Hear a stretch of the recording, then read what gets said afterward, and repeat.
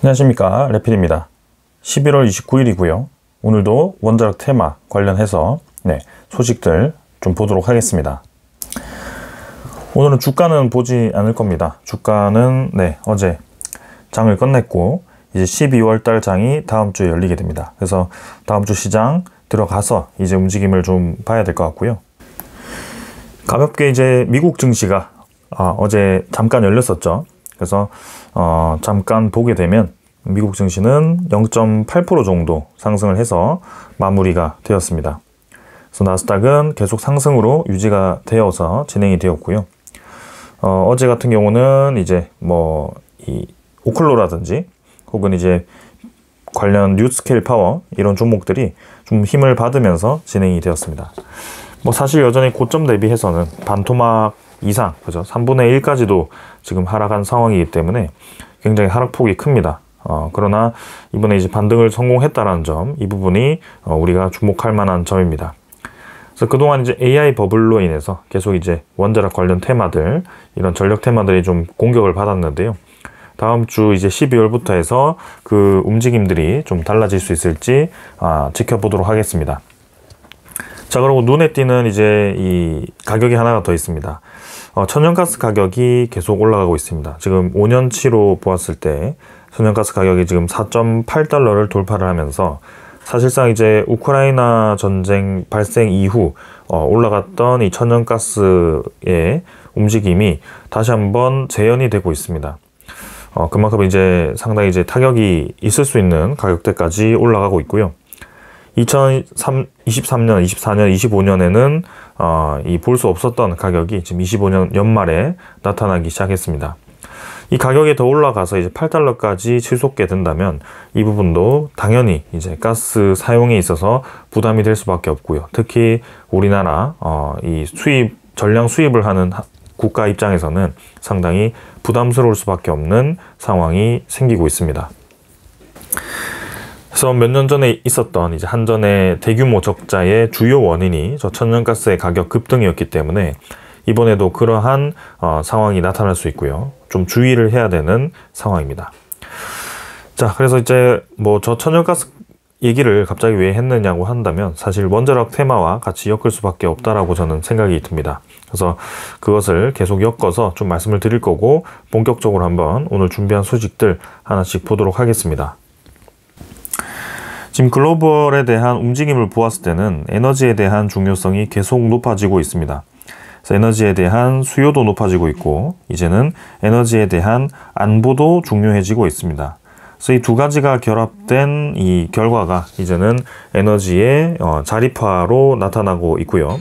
에너지의 자립화라는 것은 이제 어떤 이 에너지에 대한 원천, 이 원료를 다른 특정 국가에 의존하지 않겠다라고 얘기를 하는 것입니다. 그래서 이렇게 되면 이제 국산 에너지에 대한 이 플랜트 건설 능력이 중요해지고 있고요. 그 다음에 이 원료 자체를 제3국이라든지 혹은 자체 생산할 수 있는 인프라를 구축하는 것이 중요해지고 있습니다. 지금 그러한 환경이 마련되면서 이제 한국에 대한 그런 플랜트 관련 기업들이 주목을 받고 있고요. 올 중반기에 상당히 이제 큰 상승 이후 지금 이제 연말에는 좀 조정을 받고 있지만 내년에도 다시 주목을 받을 수밖에 없는 상황이라고 생각이 됩니다. 자, 그러한 상황을 고려를 해야 되고요. 자, 그런 면에서 이제 다시금 세계가 원전에 대한 중요성을 깨닫기 시작했고 원전에 대한 이 건설을 늘리기 시작합니다. 특히 그동안 이제 원전에 대해서 극명하게 갈려있던 유럽이 친원전 쪽으로 기울기 시작했고요. 그 반대쪽에 있던 독일 중심으로의 이 탈원전 국가들이 점점 이제 친원전으로 변화하고 있고 그리고 EU 자체가 이제 친원전으로서 원전에 대한 프로젝트에 자금을 지원해 주기로 했기 때문에 그런 부분들이 계속 가속화되고 있습니다. 그래서 특히 유럽 국가 같은 경우는 최근에 중국과의 그런 이 대립이 조금 있습니다. 직접적인 대립은 아니지만 중국의 그런 기술이 상당히 위협적이다라고 얘기를 하는 거고요. 이 또한 이제 그런 이제 국가적인 기술에 대한 자립, 보호무역주의에 대한 결과라고 생각이 듭니다. 중국 기술이 이제 많이 올라왔고 거기에서 대량 생산을 함으로써 중국에 대한 제품 가격이 엄청나게 떨어지게 되어 있습니다.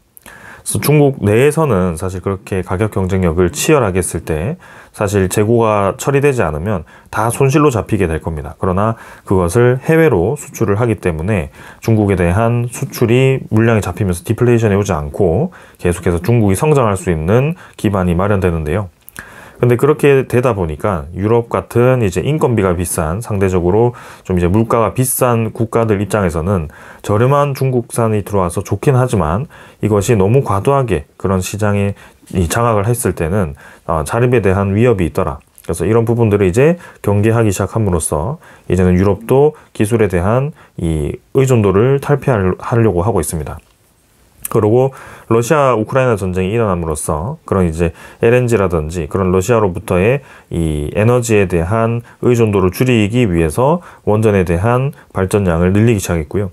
그것이 최근에 이제 루마니아라든지 뭐 불가리아 이런 동유럽 국가 중심으로, 체코 이런 동유럽 국가 중심으로의 에너지 투자, 대폭 투자에 대한 결과로 나타났습니다.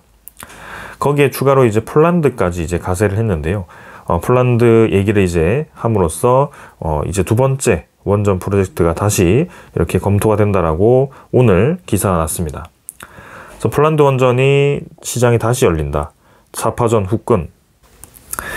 내용을 한번 살펴보면 폴란드 정부가 두 번째 원자력 발전 건설을 위해서 논의를 시작했고 한수원을 포함해서 4개 해외 원전 기업을 공식 초청했다라는 보도가 나왔다라고 합니다. 이거는 러시아 국영 리아노보티스 통신이 얘기를 했는데요. 미국과 프랑스, 캐나다, 한국의 4개 원자로 제작 기업들을 초청했다라고 합니다. 그래서 이거는 포메라니아주에서의 첫 번째 원전 프로젝트 이후에 이제 두 번째 원전 투자를 준비를 하는데 거기에 이제 이렇게 4개 국가에 러브콜을 보냈고요. 결국에는 또 이제 한국과 프랑스, 미국이 대결을 하게 된 상황입니다. 캐나다도 엔지니어링 이제 기업이 있긴 하지만 사실 캐나다가 주도적으로 원전 건설을 하기에는 사실 프랑스, 한국, 미국 대비해서는 좀 이 영향도가 떨어진다라고 생각이 되고요. 결국에는 뭐 미국, 한국이 엮이게 될 거고 프랑스 이렇게 또 해서 이렇게 2파전으로 진행이 되지 않을까 싶습니다. 그래서 한수원이 사실 원래는 이 폴란드 원전에 들어갔다가 철수를 했었습니다. 유럽 시장에서 철수를 했기 때문에 그런 부분이 향후 어떻게 결론이 날지 좀 봐야 되는 상황입니다. 그래서 폴란드는 2, 3년에 하나꼴로 원자력 발전소를 건설을 할 거고요. 총 이제 이 1원전에 지금 웨스팅하우스가 3기를 수주를 했고 이제 두 번째 원전 프로젝트도 3기가 되지 않을까 싶고요. 사실 민간 프로젝트로서 퐁트누프 원전도 검토가 되었었습니다. 그래서 그 퐁트누프 원전도 원래 이제 민간 프로젝트로서 이 제팍이 이제 정부 PGE와 합작사를 설립해서 이렇게 추진을 했었는데요. 그게 좀 흐지부지 됐죠. 그래서 이 퐁트누프 원전이 계속 지연이 되면서 결국에는 지금까지 끌려왔습니다. 하나 뭐 얼마 전 소식이지만 한수원에서는 이미 폴란드에서 철수를 했다라고 발표를 했고요. 이 유럽 활동을 접고 중동과 아시아 쪽으로 가겠다. 이 영향이 결국에는 웨스팅하우스와의 합의에 대한 결과로 나타났던 얘기였습니다. 이제 폴란드에서는 계속 한국에다가 러브콜을 보내고 있지만 한국은 사실 웨스팅하우스와의 합의 내용이 있기 때문에 단독으로 진출하기는 좀 어렵지 않을까 싶고요. 그래서 웨스팅하우스와의 합작으로 들어가지 않을까 싶습니다. 그래서 수주는 웨스팅하우스가 하고 그 아래 기자재 혹은 건설 관련해서는 한국 기업들이 맡는 구조가 될 가능성이 있습니다. 자, 그래서 그런 방향으로 이 프로젝트를 좀 바라보면 좋을 것 같고요. 분명히 이제 프랑스도 준비를 많이 할 겁니다. 체코에서도 우리나라에게 뺏겼고 폴란드 원전도 뺏겼기 때문에 그런 부분들이 계속 이제 프랑스의 자존심을 건드렸고요. EU 내에서의 친원전 국가로서 이 프랑스가 주도를 해왔기 때문에 이 움직임을 분명히 놓치고 싶지는 않을 겁니다. 하지만 폴란드의 최근 이 정부 교체가 일어났고 거기에 대해서 EU에 대한 이 친 EU보다는 조금 이제 다각화하는 관점에서 지금 시장을 바라보고 있는 것 같고요. 그렇기 때문에 프랑스에 무조건 유리한 것도 아니고, 그리고 프랑스의 EDF 사정을 좀 봤을 때는 EDF가 재무가 좋지 않습니다. 그래서 그렇게 봤을 때는 좀 다시 미국 웨스팅하우스가 폴란드 2차 분도 수주를 할 가능성이 있다라고 생각은 됩니다. 자, 그럼 이제 그 웨스팅하우스가 폴란드에서만 벌써 미리 3기를 수주를 했고, 또 플러스 3기를 수주했을 때는 총 6기에 대한 발주를 받게 되는 거고요. 그리고 불가리아에서만 벌써 2기를 또 수주를 했고요. 또 이외에 슬로베니아라든지 뭐 혹은 슬로바키아 혹은 이제 동유럽 주변 국가들에서도 계속 이제 이 프로젝트를 늘려가고 있습니다. 그래서 지금 동유럽에서만 이렇게 하면 8기가 될 수 있고요. 그리고 미국에서도 지금 신규로 8기에서 10기 정도를 검토를 하고 있고요. AP1000. 그리고 뭐 인도라든지 이런 다른 국가에서도 AP1000을 넣고 싶어 하기 때문에 웨스팅하우스가 과연 이 많은 물량들을 커버할 수 있을 것인지도 의문이기도 합니다. 그래서 이렇게 이제 물량이 딸릴 때는 우리나라의 로열티를 받고 우리나라에 물량을 주는 방향으로 진행이 될 수도 있고요. 향후 이 흐름이 어떻게 흘러가는지를 좀 보도록 하겠습니다. 자, 그리고 어제 이제 미국 증시에서 원전 관련 종목들이 올라간 이유가 있었습니다. 컨테이너선에 SMR을 설치한다라는 내용이 또 한 번 부각이 되었는데요. 사실 이전에도 이 컨테이너선에 SMR 설치하는 것은 우리나라의 한국조선해양이 얘기를 함으로써 이미 시장에 이 내용들이 오픈이 되었습니다. 근데 이제 미국 상선 업체들이 연료비를 절감하기 위해서 대형 컨테이너선에 소형 모듈 원자로 설치를 추진한다는 소식으로 미국 원전주가 올라갔다라고 얘기를 했고요. 이제는 연료비가 올라가다 보니까 이 대형 상선들도 점점 이 연료에 대한 비용 절감을 생각을 하고 있고 최적의 에너지로 이 원자력 에너지가 검토가 되고 있는 것으로 보여집니다. 그래서 이 기업에 따르면 선박 탑재 SMR은 킬로와트당 750달러에서 1000달러 정도의 설치 비용이 들지만 기존의 화석 연료보다 비용이 훨씬 저렴하기 때문에, 그리고 컨테이너선 공간을 크게 줄이기 때문에 화물을 더 적재를 할 수 있고 화석 연료를 싣지 않기 때문에 속도도 더 빠르다. 그리고 연료 절감도 가능하다는 거죠. 그래서 여러모로 이제 에너지가 많이 유용하게 사용될 수 있습니다. 그럼 저런 방향으로 갔을 때는 결국에는 선박에 SMR이 사용될 수밖에 없다는 것은 우리가 알 수 있고요. 이 시기가 언제이냐가 중요할 것 같습니다. 그래서 이 선박에 실리는 이 SMR 같은 경우는 용량이 엄청나게 크진 않겠죠. 지금은 이제 300메가와트급에서 뭐 작게는 70메가와트급도 있고 그 더 작게는 뭐 50메가와트급 이하도 있습니다. 그래서 선박 같은 경우는 좀 크기가 작아야 되기 때문에 이 이하라고 하지 않을까 싶고요. 그래서 초소형 모듈 원자로라든지 잠수함에 실리는 그런 원자로들이 같이 실릴 것 같습니다. 그래서 이제는 시장에 대한 가능성이 무궁무진해진 상황이기 때문에 이 부분들을 우리가 계속 주목을 해야 될 것 같습니다. 그래서 미국 같은 경우는 지금 이제 원전 확대에 거의 올인을 했다라고 할 정도로 상당히 지금 가파르게 원전을 늘리려는 분위기를 형성하고 있고요.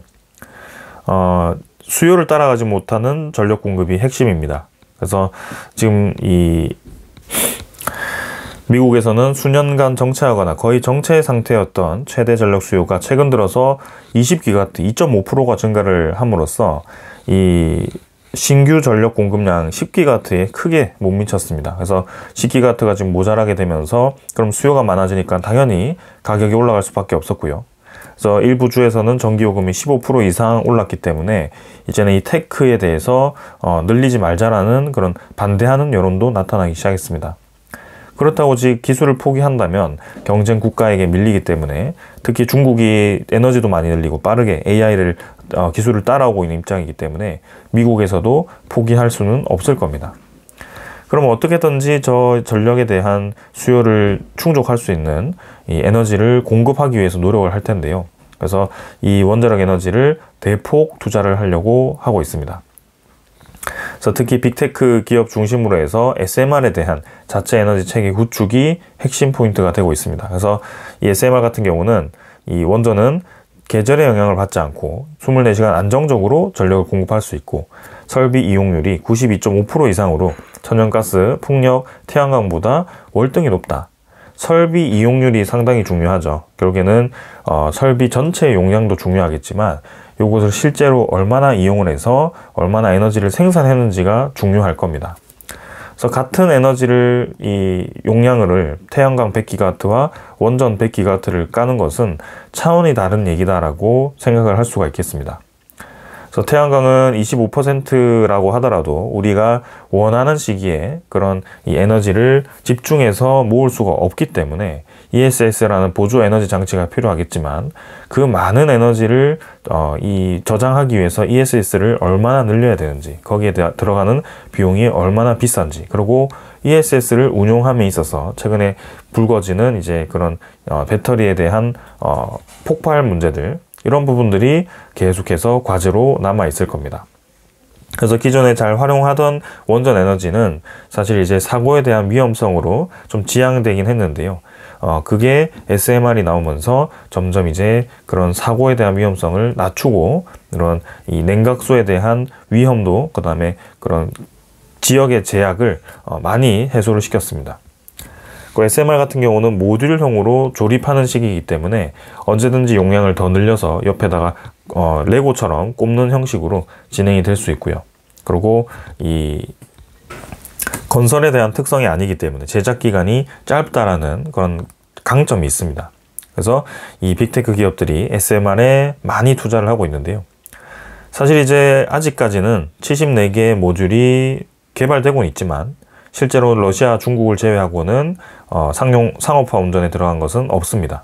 그리고 미국도 그 중에 가장 앞서고는 있지만 아직까지 이제 BWRX 캐나다 프로젝트를 제외하고는 현실적으로 이 건설에 들어간 기업들이 거의 없다라고 보시면 됩니다.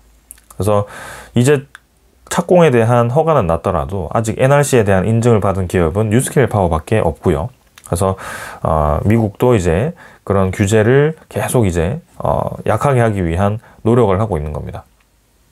그래서 빨리 그런 건설을 늘리기 위해서는 규제도 없애야 되고 그런 부지 선정에 있어서도 기간도 짧게 해야 되고 SMR에 대한 건설 기간도 짧게 만들어야 되는 그런 과제들이 남아있긴 합니다. 그럼 확실히 시장은 무궁무진하다라는 것을 우리는 알 수가 있습니다.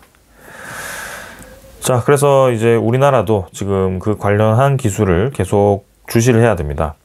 특히 우리나라가 이번에 핵 잠수함 관련해서 SMR에 대한 그런 이 얘기들이 오갔기 때문에 이번에 이제 미국과 일본과 소형 모듈 원자로에 대한 동맹을 맺는다라는 그런 얘기까지 나왔습니다. 그래서 한미일이 SMR을 동맹을 맺는다라는 얘기가 나왔는데요. 내용을 살펴보면 도널드 트럼프 미국 대통령이 한국과 협력해서 핵 잠수함을 건조하겠다는 구상을 공식화했는데 하나오션과 HD 현대중공업을 주축으로 해서 한미일 3국의 소형 모듈 원자로 기술 동맹이 가시화하고 있다.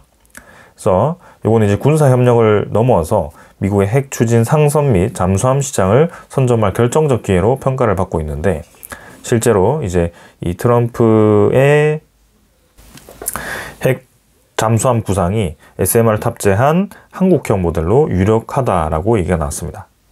삼국조선업계 대미 투자가 차세대 선박용 동력원인 소형 모듈 원자로 개발의 촉매제가 될 것으로 내다봤고 가장 유력한 시나리오는 디젤 전기 추진 방식인 한국의 3600톤급 잠수함 배치 2 모델에 SMR을 탑재하는 개조 방식이라고 합니다. 그래서 이런 내용들이 구체적으로 나옴으로써 이제 이 핵 에너지에 대한 개발도 필수가 된 상황이고요. SMR에 대한 그런 컨소시엄까지 이렇게 제안을 했다라고 합니다. 그래서 이 컨소시엄은 상업용 선박과 군용 잠수함에 공통으로 적용할 수 있는 원자로 기술을 표준화해서 2030년대 초반 실전 배치를 목표로 한다. 그래서 대충 이제 언급이 됐죠. 이 선박에 대한 SMR과 잠수함에 대한 SMR이 2030년대 초반까지 개발되고 배치가 된다. 그래서 그것이 한미일이 협력해서 들어갈 수 있다. 이렇게 볼 수가 있겠습니다. 그래서 이런 부분들이 이제 향후 핵 비확산과 부안 문제 이런 것들이 해결이 돼야 될 텐데요. 향후 후속 협상을 좀 지켜봐야 되는 상황입니다. 일단 뭐 개정이 아니라 조정을 검토한다라는 내용으로 조금 이제 협력에 대한 범위가 조정이 되고 있는데요. 이 범위가 어떻게 조정이 되고 향후 어떻게 협상되는지는 조금 더 지켜보도록 하겠습니다. 그러나 확실한 것은 미국은 한국을 파트너로서 생각을 하고 한국에 대한 원자력 기술이 필요하다는 것이 확실해 보입니다. 그리고 우리나라도 이제는 정부에 대한 태도가 좀 바뀌기 시작합니다. 원전도 국가 첨단 전략 기술로 지정을 검토하겠다라는 내용을 얘기를 했고요. SMR도 이제 전에 지정을 했고 이번에는 원전도 포함을 시킨다라고 하니 이 내용을 조금 더 살펴보도록 하겠습니다. 그래서 기후환경부에서는 이제 대형 원전 건설을 재검토를 하겠다라고 얘기는 했지만 이제는 국제적인 흐름과 AI에 대한 개발이 결국에는 전력에 대한 수요를 급격하게 높이고 있다는 사실을 깨달았을 때는 무탄소 에너지를 추진하는 상황이 있어서 탄소를 없앴을 때에 대한 그 부작용들을 지금은 전 에너지를 다 늘려야 된다는 상황으로 인식이 가능합니다. 그래서 재생에너지만을 늘려야 되는 게 아니라 재생에너지뿐만이 아니라 다른 에너지도 같이 늘려야 되는 상황이고요. 지금 모든 이제 건설 역량, 에너지를 늘릴 수 있는 것들을 다 늘려서 지금은 이미 에너지에 대한 역량을 끌어올려야 되는 상황입니다. 현실적으로는 어떤 계획에 따라서 요거를 집중해서 건설해보자 라고 하는 것이 아니라 원전 건설을 일부 할 수 있고 재생에너지를 할 수 있다면 그 최대한 영향을 다 활용해서 요거는 요것대로 건설하고 요거는 요것대로 건설하는 그런 상황이 필요하지 않을까 싶습니다. 자, 그리고 이제 원전을 떠나서도 이제 알래스카 주지사가 한국의 LNG 프로젝트 참여가 확실하다. 12월 중에 정식 계약을 발표한다라는 내용을 또 발표를 했는데요. 요건 이제 원자력 테마 기업들이 또 LNG 관련한 관련도 있고 특히 이 에너지 플랜트 기자재 관련해서도 관련이 있기 때문에 12월에 또 저 내용이 어떻게 또 내용이 오갈지 또 지켜볼 필요가 있겠습니다. 자, 그래서 결론적으로 봤을 때는 계속해서 지금 협력에 대한 가능성이 높아지고 있고 우리나라 기업들이 수주할 수 있는 이 프로젝트에 대한 파이는 커지고 있습니다. 폴란드 원전이 뭐 웨스팅하우스로 가더라도 두산 에너빌리티를 비롯한 그 기자재 기업들은 웨스팅하우스로부터 수주를 받을 가능성이 높습니다. 그래서 그런 부분들이 계속 이어진다면 향후 뭐 메가 사이클은 거의 확실해진 상황이고요. 26년뿐만이 아니라 27, 28, 29, 30 뭐 계속해서 이 원전 에너지에 대한 중요도가 높아질 것으로 보여집니다. 그래서 AI 데이터 센터에 들어가는 AI 데이터 센터 용으로만 우리가 원전을 생각해도 엄청나게 많이 필요한데 지금 이제 선박 에너지라든지 점점 이제 소형 모듈 원자로로서의 역할을 할 수 있는 범위가 커졌을 때 그 많은 이 필요성이 이제는 수요로도 나타날 수 있다. 그리고 원전 에너지만이 아니라도 이런 가스터빈이라든지 그런 재생에너지라든지 그런 에너지들이 모든 이 수요가 늘어남으로써 점점 플랜트에 대한 건설, 기자재 이 필요성이 높아지고 있다.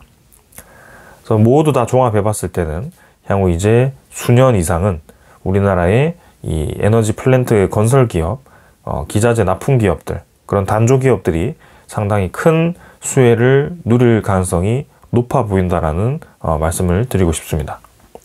그래서 오늘 여기까지 하고 마무리하도록 하고요. 네, 월요일 시장에서 또 뵙도록 하겠습니다. 감사합니다.